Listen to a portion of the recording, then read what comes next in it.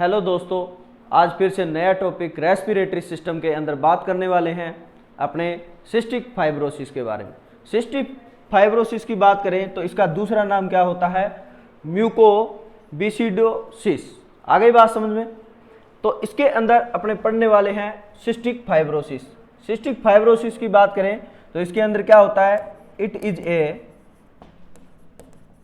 Auto immune it is a autosomal recessive disorder। ये कैसा है? ऑटोसोमल रिसेसिव डिसऑर्डर है। और क्या रहेगा? It is a multi system disorder. ये क्या है? मल्टी सिस्टम डिसऑर्डर भी है। और it is a exocrine gland disorder. कैसा डिसऑर्डर है? एक्सोक्राइन एंड क्या रहेगा? इट इज ए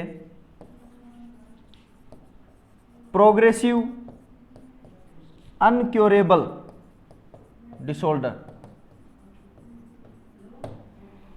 चार बातें हैं, क्या क्या है? ऑटोसोमल रिसेसिव डिसऑर्डर है, मल्टी सिस्टम को अफेक्ट करने वाला होता है, एक्सोक्राइन ग्लैंड मोस्टली अफेक्ट होती है, और प्रोग्रेसिव अनक्योरेबल, ये क्योर नहीं होता है। ऐसी डिजीज को क्या बोलेंगे? सिस्टिक फाइब्रोसिस बोलते हैं। Mostly affected chromosome number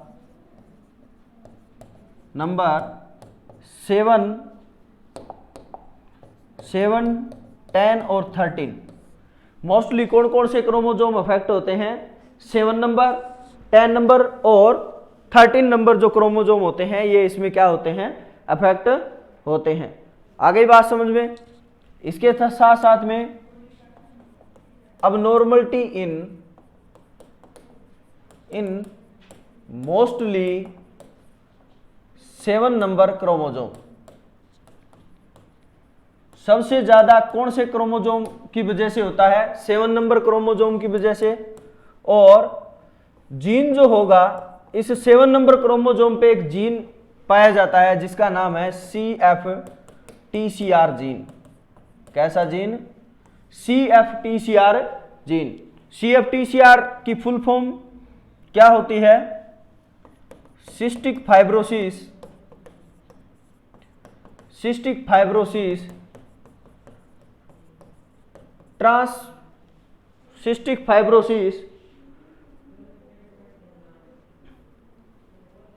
transmembrane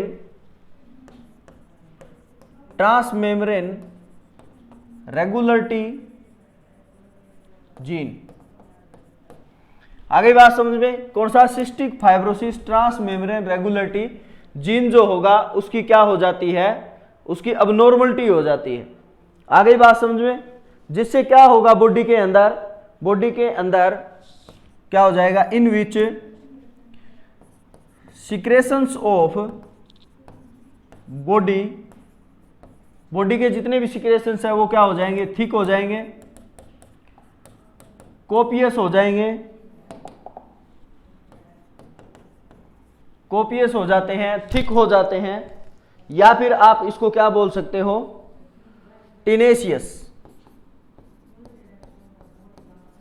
टिनेशियस hard हो जाते हैं, थिक हो जाते हैं, कोपियस बिल्कुल थिक हो जाएंगे। कौन से? मोस्टली एक्सोक्राइन ग्लैंड के क्या हो जाएंगे? और एक्सोक्राइन ग्लैंड के बारे में आपको पता है, क्योंकि ये क्या होती है? डक्ट के साथ में होती है, विद इन द डक्ट के साथ में होती है, डक्ट होती है इन ग्लैंड में। और एक्सोक्राइन ग्लैंड बॉडी की एक्सोक्राइन सबसे बड़ी ग्लैंड जो होती है वो होती है लीवर। आ गई बात समझ में? तो ऐसा रहता है। कौन कौन से सिस्टम अफेक्ट होते हैं इसमें? मोस्टली मल्टी सिस्टम अफेक्ट वाला डिसऑर्डर है, तो इसके अंदर GI सिस्टम होता है। और कौन सा रहेगा? रेस्पिरेटरी रिप्रोडक्टिव सिस्टम, और कौन सा रहेगा, एक रहता है इंटेगुमेंट्री सिस्टम, जिसके अंदर स्किन की स्टडी करते हैं। ये वाले जो मोस्टली सिस्टम हैं ये क्या होते हैं, अफेक्ट होते हैं। आ गई बात समझ में। इसके बाद में देखो सबसे पहले बात करेंगे अपने जीआई सिस्टम के बारे में कि जीआई सिस्टम में क्या क्या चेंजेस आएंगे। तो जीआई सिस्टम के अंदर क्या क्या चेंजेस आते हैं, तो इसके अंदर जो भी सिक्रेशंस है, जैसे सबसे पहले अपने बात करने वाले हैं लीवर की। लीवर के अंदर जितने भी सिक्रेशंस है वो क्या हो जाएंगे, वो हो जाते हैं थिक। तो देखो क्या हो जाएंगे, थिक हो जाते हैं। और थिक हो जाएंगे तो जैसे बाइल क्या हो जाएगा, थिक हो जाएगा। अब बाइल थिक हो गया तो उसकी वजह से क्या है, स्टोर कहां पे रहता है, गाल ब्लेडर में ना। गाल ब्लेडर में कौन स्टोर रहता है, बाइल स्टोर रहता है। अब गाल ब्लेडर में क्या है, थिक हो जाएगा, और थिक हो जाएगा तो वहां पे क्या है, परमानेंट स्टोरेज कर लेता है, और जिससे क्या हो जाएगा, गाल ब्लेडर में स्टोन फॉर्मेशन हो जाएगा, formation of stone. Gall bladder में अगर स्टोन फॉर्मेशन हो जाए तो उसको क्या बोलते हैं, उसको बोलते हैं कोलेलिथियासिस। आ गई बात समझ में। तो पेशेंट को क्या हो जाएगा, कोलेलिथियासिस हो जाता है इस कंडीशन में। इसके साथ साथ में और क्या होगा, formation of stone in common bile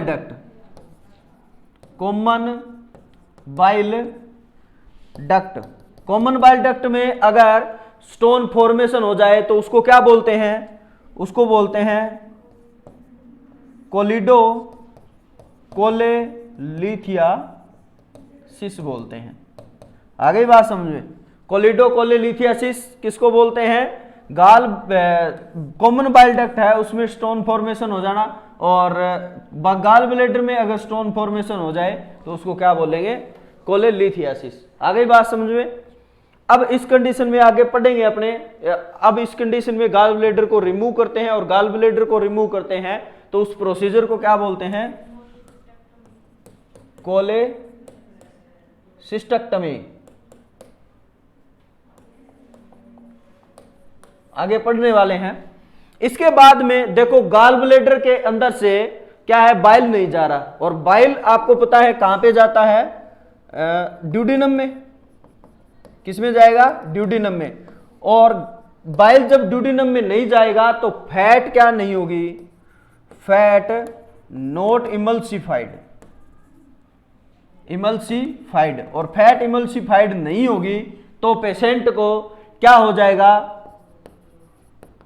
fat soluble vitamin deficiency.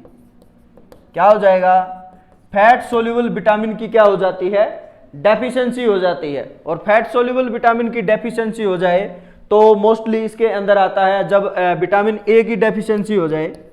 Vitamin A की अगर डेफिशिएंसी हो रही है तो इसीलिए इसको क्या रहेगा, पेशेंट को आई से रिलेटेड डिजीज की प्रॉब्लम होगी। मोस्टली विटामिन ए की डेफिशिएंसी से होने वाले जो प्रॉब्लम होती है उसको बोलते हैं जीरो ऑप्थेल्मिया। जीरोप्थेल्मिया क्या होता है, जीरोप्थेल्मिया ड्राई आई को बोलते हैं, ड्राई आई। उस बच्चे के अंदर क्या दिखाई देगी आपको, ड्राई आई। आ गई बात समझ में। इसके साथ साथ में विटामिन ए की डेफिशिएंसी हो जाए, क्योंकि आईज के लिए विटामिन ए है वो बहुत ज्यादा रिस्पॉन्सिबल है। ठीक है भी। इसके बाद में आगे देखो और कौन सा रहेगा, विटामिन डी। विटामिन डी की डेफिशिएंसी हो जाए, विटामिन डी की अगर डेफिशिएंसी हो जाए तो पेशेंट को क्या होने के चांस हो जाएंगे, फ्रैक्चर, है ना। क्यों, क्योंकि विटामिन डी क्या करती है, कैल्शियम को अब्जॉर्प्शन करवाने में हेल्पफुल है, और कैल्शियम अब्जॉर्प्शन नहीं होगा, और कैल्शियम अब्जॉर्प्शन नहीं होगा तो पेशेंट को बोन है वो क्या हो जाएगी, बोन वीक हो जाएगी, और बोन वीक हो जाएगी तो क्या चांस हो जाएंगे, फ्रैक्चर होने के चांस हो जाते हैं। इसके साथ साथ में विटामिन ई की डेफिशिएंसी हो जाएगी, और विटामिन ई की डेफिशिएंसी होने की वजह से बच्चे को क्या होगा, म्यूकस मेम्ब्रेन ड्राई हो जाएगी और क्या होगी, क्रैकल्ड म्यूकस मेम्ब्रेन रहेगी। ठीक है, क्यों? क्योंकि विटामिन जो ई होती है ये क्या करती है, म्यूकस मेम्ब्रेन और स्किन की इंटीग्रिटी को बनाए रखती है, तो इसीलिए उसको ड्राई एंड क्रैकल्ड क्या रहेगी, म्यूकस मेम्ब्रेन रहती है। आगे बात समझ में। इसके साथ साथ में विटामिन के की डेफिशिएंसी हो जाएगी और विटामिन के की डेफिशिएंसी से क्या होता है, बच्चे को क्या हो जाएगा, ब्लीडिंग होने के चांस हो जाएंगे। ठीक है, क्योंकि विटामिन के जो होती है वो एंटी हेमरेजिक विटामिन के नाम से जानते हैं। आगे भी बात समझ में। ये तो था लीवर से रिलेटेड, जिसमें लीवर में क्या हो जाए, बाइल की डेफिशिएंसी हो जाए या बाइल नहीं आ रहा है। इसके बाद में देखो पेंक्रियाज के बारे में कि पेंक्रियाज में क्या क्या अबनॉर्मलिटी होगी। तो पेंक्रियाज में क्या होगी, पेंक्रियाज के अंदर क्या हो जाएगा, अमाइलेज बनता है और क्या बनता है, लाइपेज बनता है और क्या बनता है, ट्रिप्सिन बनता है ना। ये जो एंजाइम है मोस्टली एक्सोक्राइन वाले, ये जो एंजाइम है इनकी ये क्या हो जाएंगे, थिकनेस हो जाएंगे। क्या हो जाएंगे, थिकनेस। क्यों? क्योंकि पेंक्रियाज क्या बनाता है, पेंक्रिएटिक जूस बनाता है और इस पेंक्रिएटिक जूस के अंदर ये तीनों एंजाइम पाए जाते हैं। कौन कौन से, अमाइलेज, लाइपेज और ट्रिप्सिन, जिसका दूसरा नाम होता है प्रोटीएज एंजाइम। दूसरा नाम ट्रिप्सिन का दूसरा नाम क्या होता है, प्रोटीएज एंजाइम होता है। इसकी क्या हो जाएगी, थिकनेस हो जाएगा और थिकनेस हो जाएंगे तो इसकी वजह से ये जो एंजाइम है ये क्या हो जाएंगे, इन पेंक्रियाज के अंदर ही क्या हो जाएंगे, एक्टिव हो जाते हैं। किसमें हो जाएंगे, पेंक्रियाज के अंदर एक्टिव हो जाएंगे, जिसकी वजह से ऑटो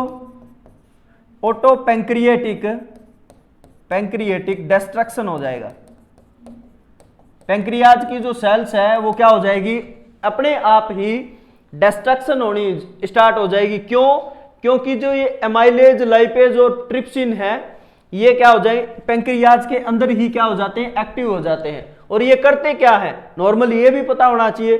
तो अमाइलेज जो होता है इसका काम करना होता है कार्बोहाइड्रेट का मेटाबॉलिज्म करवाना, और कार्बोहाइड्रेट का मेटाबॉलिज्म कौन करवाता है, लाइपेज।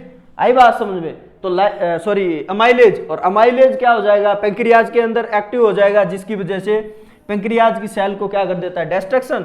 और लाइपेज क्या करता है, लाइपेज करता है मेटाबॉलिज्म ऑफ फैट का क्या करवाता है, मेटाबॉलिज्म करवाता है। और नाम से ही पता चल रहा है ना, लिपिड फैट का। और ट्रिप्सिन मतलब प्रोटीएज एंजाइम क्या करता है, मेटाबॉलिज्म ऑफ प्रोटीन का क्या करवाता है, मेटाबॉलिज्म करवाता है। अब ये मेटाबॉलिज्म प्रोटीन का, कार्बोहाइड्रेट का ना करवा के पेंक्रियाज का करवा देंगे। ठीक है, और पेंक्रियाज करवा देता है तो क्या हो जाएगा, एक्यूट पेंक्रिएटाइटिस। इस पेशेंट को क्या रहेगा, एक्यूट पेंक्रिएटाइटिस रहेगा। आगे बात समझ में। एक्यूट पेंक्रिएटाइटिस हो गया तो आपको यही पता है कि पेंक्रियाज है वो क्या है, बोथ ग्लैंड है, दोनों एक्सोक्राइन और एंडोक्राइन। तो इसकी वजह से क्या होगा, affected the endocrine part. Endocrine, pancreas का जो एंडोक्राइन पार्ट है वो भी क्या हो जाएगा, अफेक्ट हो जाएगा। और अफेक्ट की वजह से क्या होगा, डिक्रीज सिक्रेशंस ऑफ इंसुलिन, जिसकी वजह से पेशेंट के अंदर इंसुलिन नहीं बनेगा। और इंसुलिन जब ना बने तो उसको क्या हो जाता है, आगे लिखना, इंसुलिन ना बने तो उस पेशेंट को क्या हो जाएगा, डायबिटिक मेलाइटस। आगे बात समझ में। तो डायबिटीज मेलाइटस होने का पता चल गया कि कैसे कैसे डायबिटीज मेलाइटस होता है। आगे बात समझ में। तो ये क्या रहते हैं, इसके साइन सिम्टम रहते हैं। आगे बात समझ में। इसके साथ साथ में क्या हो जाएगा, इंटेस्टाइनल ऑब्स्ट्रक्शन हो जाएगा। इंटेस्टाइनल ऑब्स्ट्रक्शन बताते हैं कैसे होगा इंटेस्टाइनल ऑब्स्ट्रक्शन।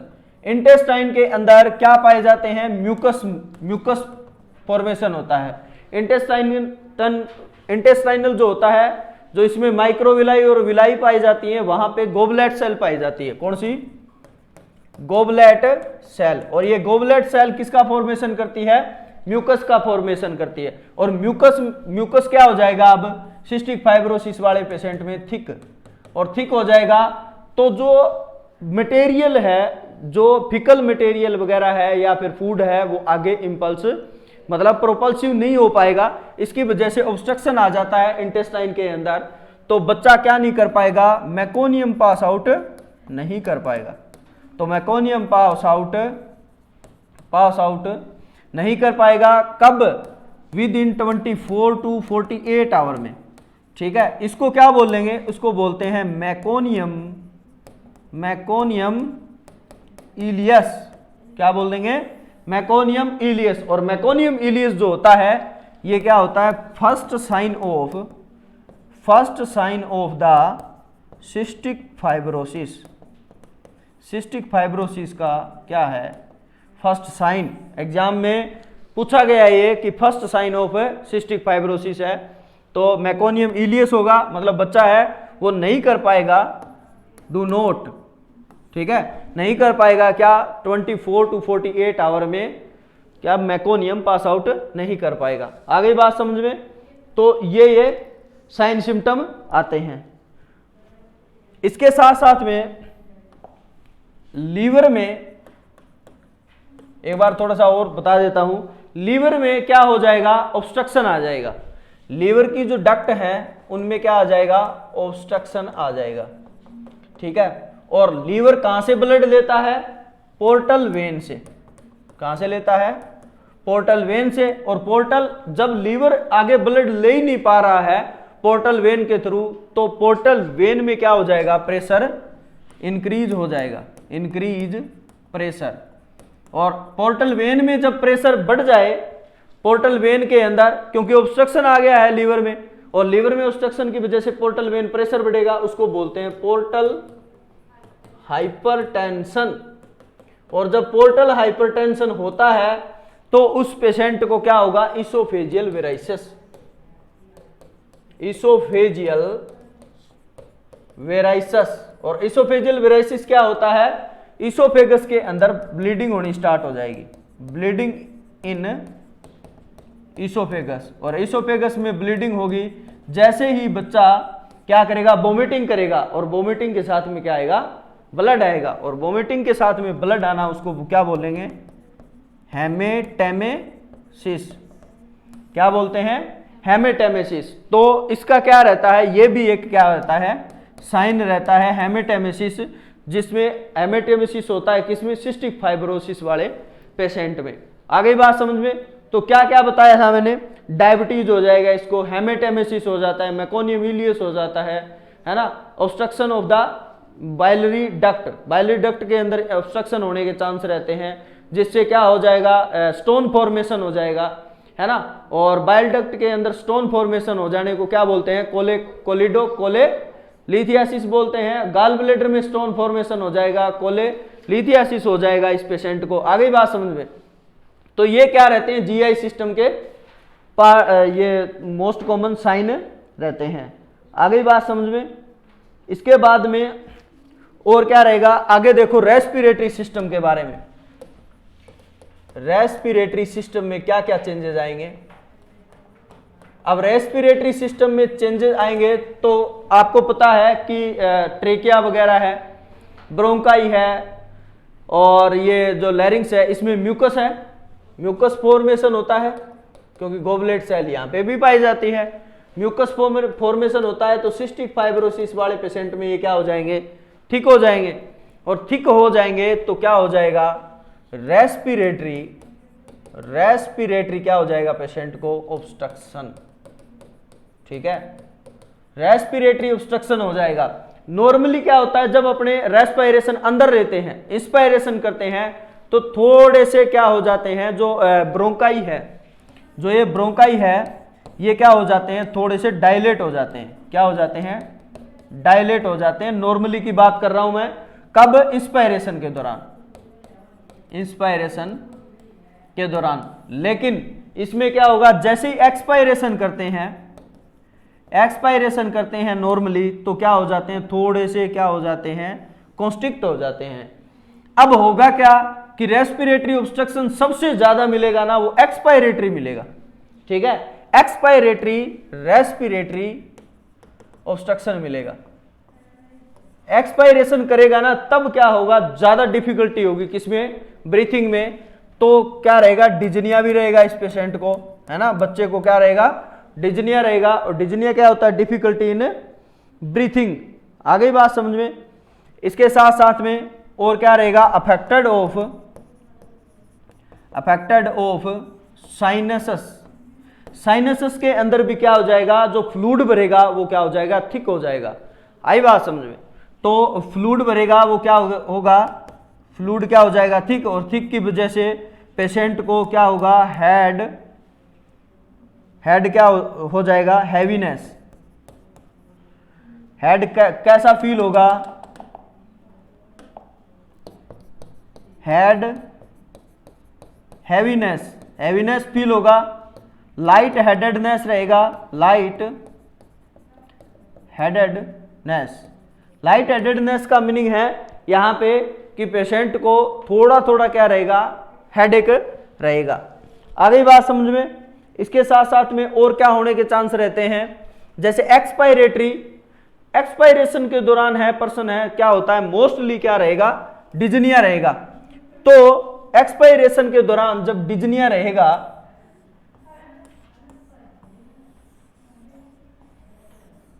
एक्सपायरेशन के दौरान जब डिजनिया रहेगा पेशेंट को, तो क्या है, प्रॉपर तरीके से सारी जितनी भी कार्बन डाइऑक्साइड है वो बाहर नहीं निकाल पाएगा। तो रिटेंड हो जाएगी कहां पे, retention of CO2 in the lungs के अंदर CO2 रिटेंशन होनी स्टार्ट हो जाएगी, जिससे क्या हो जाएगा, मतलब इसका मीनिंग क्या है, रेजिडुअल वॉल्यूम बढ़ गई ना, रेजिडुअल वॉल्यूम क्या हो जाएगी, पेशेंट की इंक्रीज हो जाएगी। और रेजिडुअल वॉल्यूम बढ़ेगी तो उसकी वजह से जो एल्गोलाई है इस लंग्स के अंदर, एल्गोलाई है वो क्या हो जाएगी, बहुत ज्यादा डायलेट हो जाएगी, ठीक है। क्यों, क्योंकि एक्सपायरेशन के दौरान है CO2 बाहर नहीं निकल रही है, तो डिजनिया हो रहा है। और अब ये क्या हो गई, डायलेट हो गई, तो उसको बोलते हैं बुले फॉर्मेशन। क्या बोलते हैं, बुले फॉर्मेशन बोलते हैं। और इसी को क्या बोलते हैं, अब इस चक्कर में क्या रहेगा, एल्गोलाई और एल्गोलर डक्ट है ना, वो क्या हो जाएगी, परमानेंट डायलेटेशन हो जाएगी। तो क्या हो जाएगा, एल्गोलाई एंड एल्गोलर डक्ट क्या हो जाएगी, परमानेंट डायलेशन।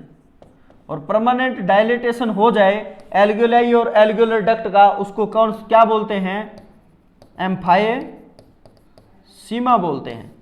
आ गई बात समझ में। तो पेशेंट को क्या हो जाएगा, एम्फाइसीमा भी हो जाता है। अब ये परमानेंट डायलेटेशन हो गई है, एयर बाहर निकल नहीं पा रही है, तो अब क्या हो जाएगी, ये क्या हो जाएगी, रैप्चर हो जाएगी। क्या हो जाएगा, ये जो एल्गोलाई है ये रैप्चर हो जाएगी। और रैप्चर होने के बाद में पेशेंट को क्या है, जो एयर है वो किस में चली जाएगी, यहां पे साइड में मैंने आपको पहले वाले लेक्चर में बताया होगा, जिसमें फंडा में ये कौन सा स्पेस है, इस स्पेस को बोलते हैं प्लूरल स्पेस। और जो एयर रैप्चर होने के बाद में एल्गोलाई जो एयर थी इसमें वो निकल के कहां पे जाएगी, प्लूरल स्पेस में चली जाएगी। और प्लूरल स्पेस में एयर का भरना क्या बोलते हैं, उसको बोलते हैं न्यूमोथोरैक्स।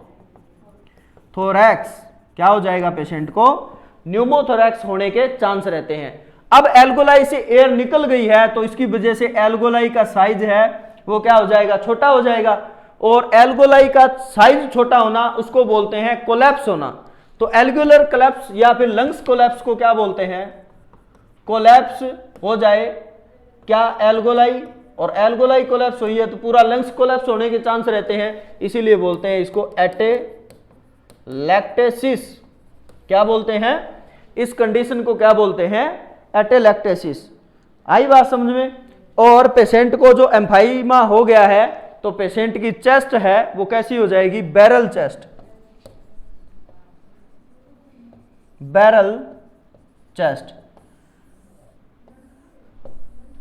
कैसी हो जाएगी, बैरल चेस्ट होने के चांस रहते हैं। और क्या हो जाएगा, एटेलैक्टेसिस हो जाएगा, बुले फॉर्मेशन हो जाएगा, एम्फाइसीमा हो जाएगा, है ना, न्यूमोथोरैक्स होने के चांस हो जाते हैं। ऐसी कंडीशन में ये इतनी डेंजर बीमारी है, हर एक सिस्टम पे इफेक्ट पड़ता है। आ गई बात समझ में? तो ये क्या रहता है, रेस्पिरेटरी सिस्टम से रिलेटेड। आई बात समझ में? इसके बाद में देखो रिप्रोडक्टिव सिस्टम में, रिप्रोडक्टिव सिस्टम, रिप्रोडक्टिव सिस्टम की बात करें तो सबसे पहले मेल के बारे में बात करेंगे।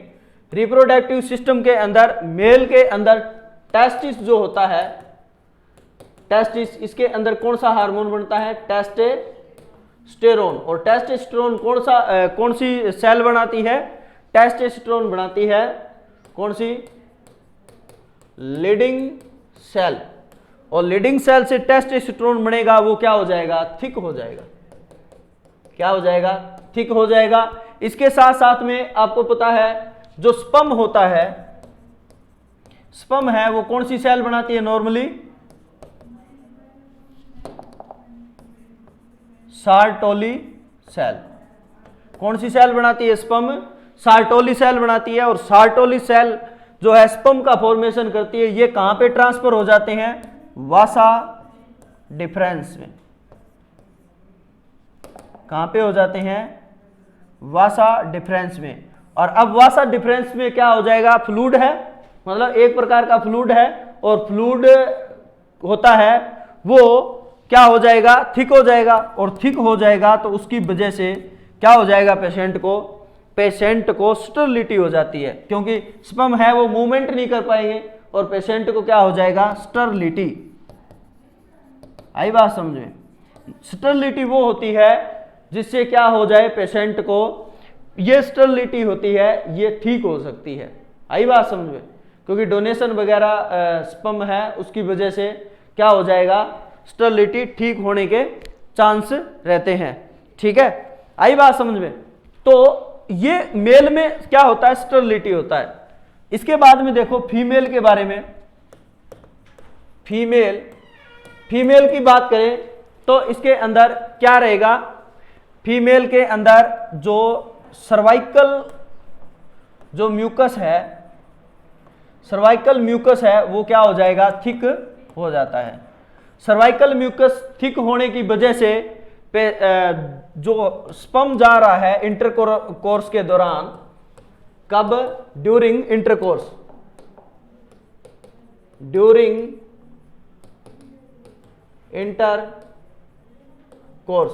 इंटरकोर्स के दौरान जो स्पर्म जाएगा वो क्या हो जाएगा, इस सर्वाइकल म्यूकस मेम्ब्रेन के अंदर क्या हो जाएगा, मतलब रुक जाता है, स्टॉप हो जाता है, मोर्टेलिटी क्या हो जाएगी, डाउन।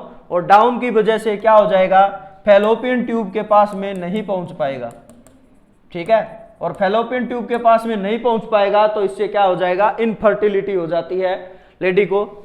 इसके साथ साथ में अगर पहुंच भी गया तो फैलोपियन ट्यूब में भी क्या है, फैलोपियन ट्यूब में क्या है, सिक्रेशंस है ना। और फैलोपियन ट्यूब में सिक्रेशंस क्या हो चुके हैं, थिकनेस हो चुके हैं।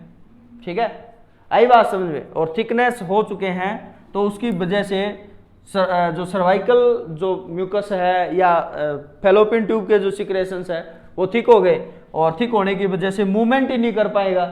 ठीक है, तो इसकी वजह से क्या हो जाएगा, इनफर्टिलिटी। आ गई बात समझ में? ये मैंने अडल्ट की बात की है, अडल्ट के अंदर। लेकिन बच्चे के अंदर बात करें तो बच्चे के अंदर पहले से ही क्या हो जाएगी, इनफर्टिलिटी होने के चांस हो जाते हैं। आ गई बात समझ में? मेल और फीमेल के अंदर जो भी सिक्रेशंस बनते हैं, जो भी हार्मोन बनते हैं, जिससे क्या ना हो पाएगा, आगे प्यूबर्टी के बाद में उसमें मेंस्ट्रुअल साइकिल भी क्या नहीं हो पाएगा, स्टार्ट नहीं हो पाएगा। आ गई बात समझ में? इसके बाद में देखो इंटेगुमेंट्री सिस्टम।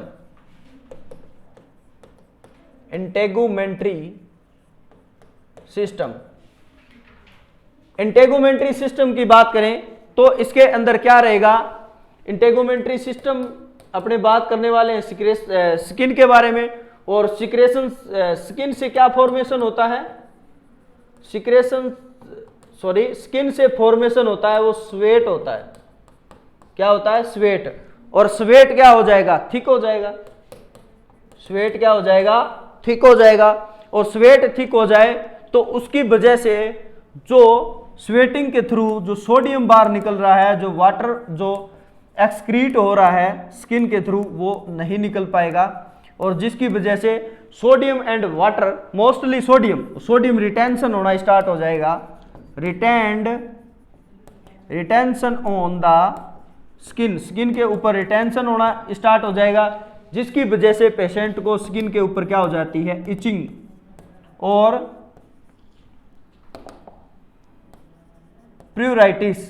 प्यूराइटिस होता है कि पेशेंट को इचिंग के साथ साथ में रेसेज हो जाते हैं, ठीक है, उसको बोलते हैं प्यूराइटिस। तो प्यूराइटिस इचिंग हो जाएगा पेशेंट को, इसके साथ साथ में लाइट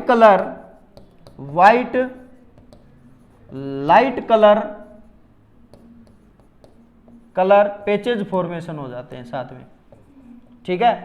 तो वो किसकी वजह से हो रहा है व्हाइट कलर के पैचेज, वो सोडियम की वजह से, सोडियम है स्किन के ऊपर क्या हो जाएगा, बहुत ज्यादा जमा हो जाएगा। आई बात समझ में। इसके साथ साथ में इसके अंदर जैसे ही पेशेंट को क्या है, जैसे ही स्किन किस टेस्ट करते हैं तो उसमें क्या मिलेगा आपको, साल्टी टेस्ट मिलेगा। कैसा मिलेगा, साल्टी टेस्ट। तो साल्टी टेस्ट मिल रहा है तो इसका मीनिंग है बच्चे को क्या है, बच्चे को क्या है, मतलब क्या हो गया है, सिस्टिक फाइब्रोसिस है, तभी तो ऐसा मिल रहा है। आ गई बात समझ में। तो ये क्या थे, चारों सिस्टम भी क्या क्या चेंजेस आते हैं इसके अंदर, और मोस्टली एग्जाम में पूछा जाता है कि स्किन से रिलेटेड कौन सा टेस्ट करते हैं। तो दो टेस्ट करते हैं, एक तो इसमें ये स्किन किस टेस्ट करते हैं और एक और होता है क्लोराइड टेस्ट, उसके बारे में अपने आगे बात करेंगे। तो ये था आज के लिए, बहुत ज़्यादा लंबी क्लास हो गई है ये, तो आज के लिए बस यहीं तक। सेकंड पार्ट है, अभी डायग्नोस्टिक टेस्ट और मैनेजमेंट आगे सेकंड क्लास में पढ़ेंगे। तो थैंक यू।